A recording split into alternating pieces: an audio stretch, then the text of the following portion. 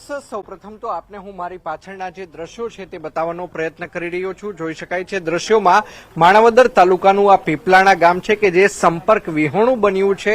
ખાસ કરીને વાત કરવામાં આવે તો પીપલાણા ગામની જે પેલે પાર જે 3 જેટલા લોકો દેખાઈ રહ્યા છે, 3 લોકો દ્વારા અહીંયાથી એક બોટ લઈ જવામાં આવશે અને બોટ દ્વારા સામા ગામે એટલે કે જે પીપલાણા ગામે એક મંજુબેન ટાંક નામની જે 50 વર્ષીય મહિલા છે કે જેનું મૃત્યુ થઈ ચૂક્યું છે। ગામનું જે સ્મશાન છે તે પણ પાણીની અંદર ગરકાવ થઈ ચૂક્યું છે।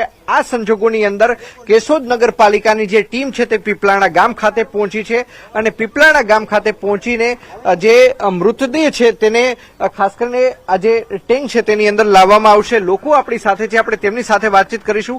શું કહેશો, તમારા ગામની અંદર કયા પ્રકારની પરિસ્થિતિ છે? ખરેખર સાહેબ, તમને જણાવવા આવી કે દર વર્ષની જેમ અમારા ગામ જે પીપલાણા માણાવદર તાલુકાનું છેલ્લું ગામ છે, અહીંથી કોઈ પણ રસ્તો નથી। અમારા ગામની અંદર 2 નદી આવી છે, એક ઓજત નદી અને એક ઉબડ નદી। બેયની વચ્ચે દર વર્ષની જેમ આ પરિસ્થિતિ છે। અત્યારે તમે જોઈ શકો છો આ ગામની અંદર પુલ થયો છે પણ પુલનું કોઈ મહત્વ નથી। એટલે અમારી એ વિનંતી છે આ પુલનો આ કોન્ટેક્ટ થઈ જાય તો વ્યક્તિ જઈ આવી શકે। અને આવી પરિસ્થિતિમાં આજ તમે આવો તો ઘણા વર્ષો ત્યાં થાય છે। આજે એક બેન જે મંજુલાબેન રામજીભાઈ ટાંક કરીને છે ગુજરી ગયા છે, તો આવી પરિસ્થિતિ સર્જાય ત્યારે તંત્રને ખ્યાલ આવ્યો કે ખરેખર પરિસ્થિતિ શું છે। તો તંત્રને મારે એવી વિનંતી કરવી કે જેથી કરીને આ તંત્ર આમાં ધ્યાન આપે અને આ પરિસ્થિતિમાંથી બહાર નીકળે। અંતિમ વિધિ હવે કઈ રીતે થશે? કારણ કે 3 લોકો છે તે આગળ ચેક કરવા ગયા છે, ત્યારબાદ અહીંથી બોટને લઈ જવામાં આવશે। શું કહેશો? હવે ખાસ કરીને અંતિમ વિધિ માટે અમે એવું નક્કી કર્યું છે કે સામે પાર જે છે એને દામોદર કુંડ લઈ જવા માંગે છે। એટલે સામે વ્યક્તિ છે, ટીમ ત્યાં તૈયાર છે, સેવાભાવી લોકો અહીંયાથી એનડીઆરએફની ટીમ જાય અને મૃતદેહને ત્યાંથી લઈ અને અહીંથી પછી વ્યવસ્થા કરશે એવું। ચોક્કસ તો અહીંયાથી મૃતદેહ છે જેને જુનાગઢ ખાતે લઈ જવામાં આવશે। અન્ય સ્થાનિક લોકો પણ આપણી સાથે છે। ભાઈ, શું કહેશો, ખાસ કરીને કયા પ્રકારની પરિસ્થિતિ છેલ્લા 2 દિવસમાં? 2 દિવસથી આ પાણીનો પ્રકોપ વધતો જાય છે। દર વર્ષની જેમ આ વર્ષે પણ અતિ પાણી આવી ગયું। પહેલી જ વખત વરસાદ થયો 30 તારીખે રાતે 11 વાગ્યાથી વરસાદ ચાલુ છે, હજી સુધી બંધ નથી થયો। છેલ્લા 48 કલાકથી આ પાણી ભરેલું છે, ગામમાં કોઈ જાતનો સંપર્ક થતો નથી। એટલે આમાં સરકાર ધ્યાન દે એવી અમારી નમ્ર અપીલ છે। ચોક્કસ તો લોકો એક જ વાત કહી રહ્યા છે કે સરકાર ધ્યાન આપે। કાકા, શું કહેશો, છેલ્લા 2 દિવસમાં કયા પ્રકારનો વરસાદ જોયો છે, કયા પ્રકારની નુકસાની? બાકી નથી એવો પીડ્યો, જરૂરી હતી પણ આટલા નુકસાની બહુ છે। અમુક આ નીણું પલટી ગયું, અમુક ધારિયામાં બધે ખબરાવા નથી અમુકને, એવું બધી પોઝિશન। ખેતરો પણ પાણીમાં, હા, ખેતરો એ પાણીમાં છે, અમુક તો આ નયડ પછી બધે ફરી ગયું અને અમુક બારા બધી નુકસાની તો બહુ છે।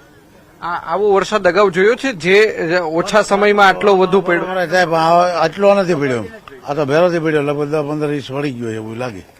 અહીંયા એક દાદા પણ છે, આપણે તેમની સાથે પણ વાતચીત કરીશું। દાદા, કેવડી ઉંમર તમારી ને આવો વરસાદ જોયો છે ક્યારે?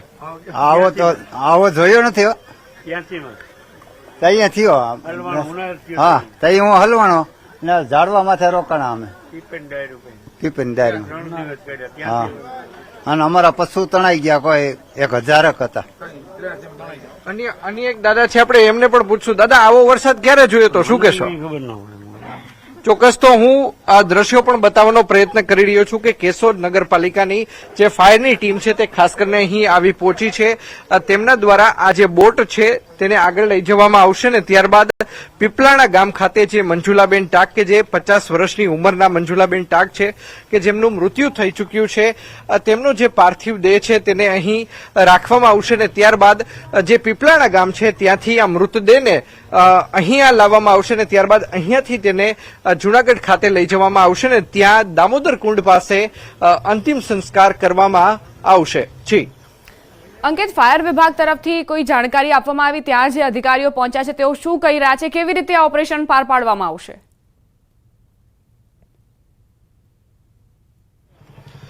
ચોક્કસ હું કેમેરામેનને પણ વિનંતી કરીશ કે તે દ્રશ્યો બતાવવાના પ્રયત્ન કરશે। જે ફાયર ટીમના જે હેડ છે તે ખાસ કરીને હવે પાછા આવી રહ્યા હોય તે પ્રકારના દ્રશ્યો છે તે ખાસ કરીને જોવા મળી રહ્યા છે। તેમના દ્વારા તેઓ આગળ ગયા હતા, ક્યાં સુધી નું ઊંડાઈ છે તે માપવાનો પણ તેમના દ્વારા છે તે પ્રયત્ન કરવામાં આવ્યો હતો અને ત્યારબાદ હવે ત્યારે જેઓ પરત ફરી રહ્યા છે ત્યારે મીડિયા સાથે પણ તેઓ વાતચીત કરશે કે આખરે કઈ રીતે તે પાર્થિવ દેહ છે તેને ખાસ કરીને અહીંયા લાવશે ને ત્યારબાદ કઈ રીતે જે બોટ છે બોટની અંદર કેટલા લોકોને બેસાડવામાં આવશે, લાઈફ જેકેટ પણ અહીંયા રાખવામાં છે તે આવ્યા છે. જોઈ શકાય છે ફાયર બ્રિગેડના જે મેઇન હેડ છે તે ખાસ કરીને પાછા આવી રહ્યા છે ને મીડિયા સાથે પણ તેઓ વાતચીત કરશે. જી અંકિત, આ કેટલા કિલોમીટર દૂર છે, કોઈ તે વિશે જાણકારી મળી છે અને પાણી કેટલા ભરાઈ ગયા છે?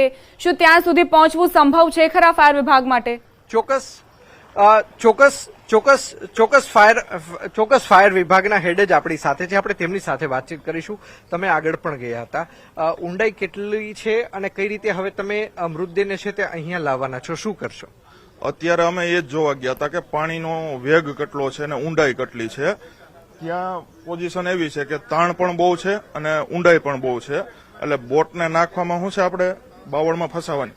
હવે એક સ્થાનિક આરે વાત કરી છે, તે આમ ફરીને પણ જઈ શકાય, થોડુંક દૂર થાય પણ. એટલે અમે એ રસ્તો જોઈને ત્યાંથી પ્લાનિંગ કરશું કે ત્યાંથી આમ ફરીને લઈ જઈએ, કેમ કે પુલની જે સાંકડાઈ છે એકદમ નાની છે ને નીચે ઉતરા પછી પાછી બોટ ઊંચી ન ચડી શકે. અત્યારે અહીંયાથી જવામાં કે અહીંયાથી તેમને લાવવામાં કયા પ્રકારના ચેલેન્જીસ છે તે ખાસ કરીને આપને લાગી રહ્યા છે, શું કહેશો? કેમ કે અત્યારે આપણે આ પાર કરશું, આ તમે જોઈ રહ્યા છો, એ પછી પાછો પુલ પછી પાછી આ રીતની બીજી નદી આવે છે ને સ્થાનિકોનું કહેવાનું છે કે ત્યાં આનાથી પણ વધારે તાણ છે ને સાંકળાઈ છે. એટલે હવે અમે એક આમ ફરીને જવાનો પ્લાનિંગ છે, તે જોઈને ત્યાંથી જઈ શકે. અંદાજિત કેટલા કિલોમીટર છે તે આપને ફરવું પડશે? વૈકલ્પિક રસ્તો કયા પ્રકારનો છે, શું કહેશો? 1 થી 1.5 કિલોમીટર કે જે આ ગામનો વાડીનો રસ્તો છે તેને આમ ફરીને, કેમ કે આ પુલ છે, પુલની નીચે તાણ બહુ હોવાને કારણે બોટ નીચે જઈ શકે છે. ચોક્કસ. તો જે રીતે ફાયર વિભાગના હેડે જણાવ્યું અને હું આપને દ્રશ્યો પણ બતાવવાનો પ્રયત્ન કરી રહ્યો છું. જે સ્થાનિક વ્યક્તિ છે આપણે તેમની સાથે પણ છે તે વાતચીત કરવાનો પ્રયત્ન કરશું. હું દ્રશ્યો બતાવવાનો પ્રયત્ન કરી રહ્યો છું.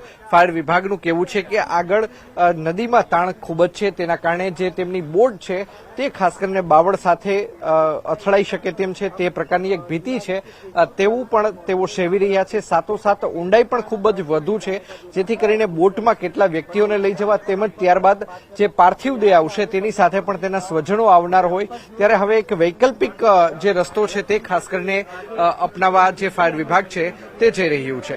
જી અંકિત, આપ જોડાયેલા રહેજો અમારી સાથે. તો ન્યૂઝ 18 ગુજરાતીની ટીમ ગ્રાઉન્ડ ઝીરો પર પહોંચી છે. પીપલાણા ગામ જે સંપર્ક વિહોણું બન્યું છે, ત્યાં એક 50 વર્ષીય મહિલાનું મૃત્યુ થયું છે અને તેમના મૃતદેહને બહાર લાવવાની જદ્દોજહેદમાં અત્યારે ફાયર વિભાગની ટીમ લાગી છે. પ્રયત્ન કરવામાં આવી રહ્યા છે કે કઈ રીતે ઓપરેશન પાર પાડવું. ગ્રાઉન્ડ ઝીરોથી અમે એક અપડેટ્સ આપના સુધી પહોંચાડી રહ્યા છીએ કે આખરે કેવા પ્રકારની સમસ્યાઓનો સામનો પીપલાણા ગામના લોકો કરી રહ્યા છે. ગામ સંપર્ક વિહોણું બની ગયું છે. જે ફાયર વિભાગના અધિકારી સાથે વાતચીત કરી અંકિત પોપટે તેમનું કહેવું હતું કે 1 થી 1.5 કિલોમીટર જે લાંબો રસ્તો છે તે લઈને અમે જવાનો અત્યારે પ્લાન કરી રહ્યા છીએ, કારણ કે સીધું જવાનો મતલબ એ જ છે કે બાવળ સાથે બોટ ટકરાશે અને આ સંપર્ક નહીં થઈ શકે, આ ઓપરેશન પાર નહીં પડી શકે. એટલે અત્યારે તમામ વિકલ્પો પર બંધન થઈ રહ્યું છે. પીપલાણા ગામ જે સંપર્ક વિહોણું બની ગયું છે અને તેની અંદર એક 50 વર્ષીય મહિલાનો મૃતદેહ પડ્યો છે, રાહ જોઈ રહ્યો છે અંતિમ સંસ્કાર માટે. પરિવારજનો રાહ જોઈ રહ્યા છે કે ક્યારે તેમના સ્વજનને અંતિમ સંસ્કાર માટે લઈ જવાય, પરંતુ મુસીબત અને આફત વરસાદ બન્યો છે, કારણ કે સતત વરસાદ બાદ જે પાણીનું લેવલ છે, પાણીનું સ્તર છે તે વધતું ગયું અને ગામ આખું સંપર્ક વિહોણું બન્યું. ત્યાંથી કોઈ બહાર નથી આવી શકતું અને અત્યારે ફાયર વિભાગના જવાનો એ પ્રયત્ન કરી રહ્યા છે કે કઈ રીતે ગામની અંદર એન્ટર થઈએ.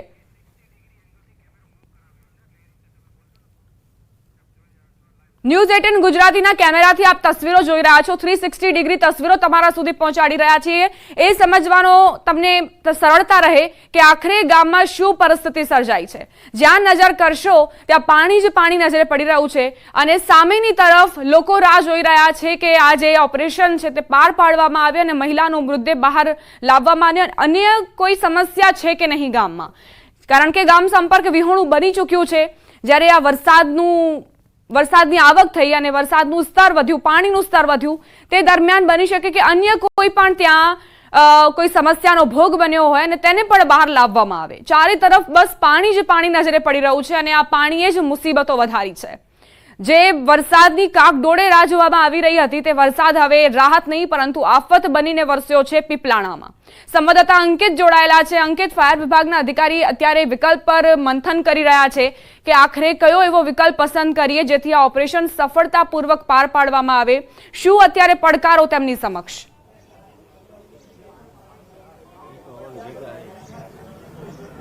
ચોક્કસ ખાસ કરીને વાત કરવામાં આવે તો જે પ્રમાણે કેશોદ નગરપાલિકાનું જે ફાયર વિભાગ છે કે જે હાલ પીપળાણા ગામની સીમમાં તો પહોંચી ચૂક્યું છે, પરંતુ તેની પાસે બોટ, લાઈફ જેકેટ હોવા છતાં તેઓ સામે સાથે પહોંચી શકે તે પ્રકારની પરિસ્થિતિ નથી અને તેના જ કારણે હવે તેઓ વૈકલ્પિક જે રસ્તો છે તે ખાસ કરીને જે સીમ વિસ્તારની અંદરનો એક બીજો છે કે જેના માટે તેમને 1.5 કિલોમીટર ફરીને જવું પડશે તે પ્રકારનો રસ્તો છે તે તેઓ અપનાવી રહ્યા છે ને અહીંયાથી હવે તેઓ બીજી તરફ જવા થોડીક જ વારમાં રવાના થશે. સૌપ્રથમ જ્યારે ફાયર બ્રિગેડની ટીમ કેશોદ નગરપાલિકાની ફાયર બ્રિગેડની ટીમ પીપલાણા ગામ ખાતે આવી ત્યારે પીપલાણા ગામ ખાતે આવીને તેમને ખાસ કરીને જે અહીંયા જે જળ સ્ત્રોત છે તો તેની ઊંડાઈ કેટલી છે, કેટલી સપાટી છે તેનું ખાસ કરીને અવલોકન કર્યું હતું. સાથોસાથ ગામની જ અંદર 2 જેટલી નદી આવેલી છે. એક ઓજત નદી પણ અહીંથી પસાર થાય છે, સાથોસાથ ઉબેડ નદી પણ અહીંથી પસાર થાય છે. ત્યારે બંને જે નદી છે તેનું ખાસ કરીને વહેણ છે તે ખૂબ જ અત્યારે વધુ જોવા મળી રહ્યું છે, કારણ કે ઉપરવાસમાં જે પ્રમાણે વરસાદ વરસ્યો છે ને તેના કારણે નદી પણ હાલ અત્યારે 2 કાંઠે વહી રહી છે અને તેના જ કારણે ફાયર બ્રિગેડને જે મૃતદેહ છે તેને એક ગામથી બીજી ગામ તરફ લઈ આવવામાં પણ ખૂબ જ મુશ્કેલી પડી રહી છે અને તેના જ કારણે હવે તેઓ એક વૈકલ્પિક રસ્તો છે તે ખાસ કરીને તૈયાર કરી રહ્યા છે. ગામના લોકોનું પણ કહેવું છે કે અહીંના જે વડીલો છે કે જે સિનિયર સિટીઝન છે અમે તેમની સાથે પણ વાતચીત કરી હતી. તેમનું કહેવું હતું કે આ પ્રકારનો વરસાદ, આ પ્રકારની હોનારત તમે 1983માં જોઈ હતી. સમજી શકો છો કે 1983 બાદ આ પ્રકારે શોર્ટ ટાઈમ ઓફ પીરિયડની અંદર લોકોએ ક્યારેય પણ આટલો વરસાદ નથી જોયો અને જે રીતે ગઈકાલથી ન્યૂઝ 18 ગુજરાતીની જે ટીમ છે તે ખાસ કરીને માણાવદર તાલુકાની મુલાકાત લઈ રહી છે, ખાસ કરીને ઘેડ પંથકના ગામોની મુલાકાત લઈ રહી છે. તો જે દ્રશ્યો ખાસ કરીને સામે આવી રહ્યા છે લોકોને એમ લાગે કે આ તળાવના દ્રશ્યો છે, પરંતુ હકીકતે તે તળાવના દ્રશ્યો નથી. ખેતરોની અંદર પાણી છે તે કોઈ ખેતરની અંદર 1.5 ફૂટ છે, કોઈ ખેતરની અંદર 3 ફૂટ, કોઈ ખેતરની અંદર 4-4 ફૂટ જેટલા પાણી છે તે વરસાદી પાણી છે તે ઘૂસી ચૂક્યા છે ને જેના કારણે ખેડૂતોને પારાવાર મુશ્કેલી અને પારાવાર નુકસાની વહોરવાનો વારો આવ્યો છે. કેટલાક ખેડૂતોની સાથે અમે વાતચીત કરી, તેમનું કહેવું હતું કે માત્ર 2 દિવસ પૂર્વે જ તેમણે વાવણી કરી હતી અને ખાસ કરીને કપાસ અને મગફળીનું વાવેતર જે જૂનાગઢ જિલ્લાની અંદર કરવામાં આવ્યું છે તેવા ખેડૂતોને ખૂબ જ નુકસાની મોટા પ્રમાણમાં વહોરવાનો વારો આવ્યો છે. અંકિત, આપ જોડાયેલા રહેજો, સતત આપની પાસેથી અપડેટ્સ લેતા રહીશું. તો પીપલાણા ગામથી અંકિત તમને તમામ જાણકારી આપી રહ્યા છે. સતત જે પાણીનું સ્તર વધ્યું તેણે જ આ સમસ્યાઓ સર્જી છે. ખેતરોમાં 1 થી 1.5 ફૂટ સુધીના પાણી ભરાયા છે. એક વ્યક્તિ જેમની સાથે વાતચીત કરી અમારા સંવાદદાતાએ, તો તેમણે કહ્યું કે 1983માં આ પ્રકારે પૂરની સ્થિતિ હતી અને લગભગ 40 વર્ષ બાદ આ ભયંકર પૂરના કારણે પીપલાણા ગામ સંપર્ક વિહોણું બન્યું છે.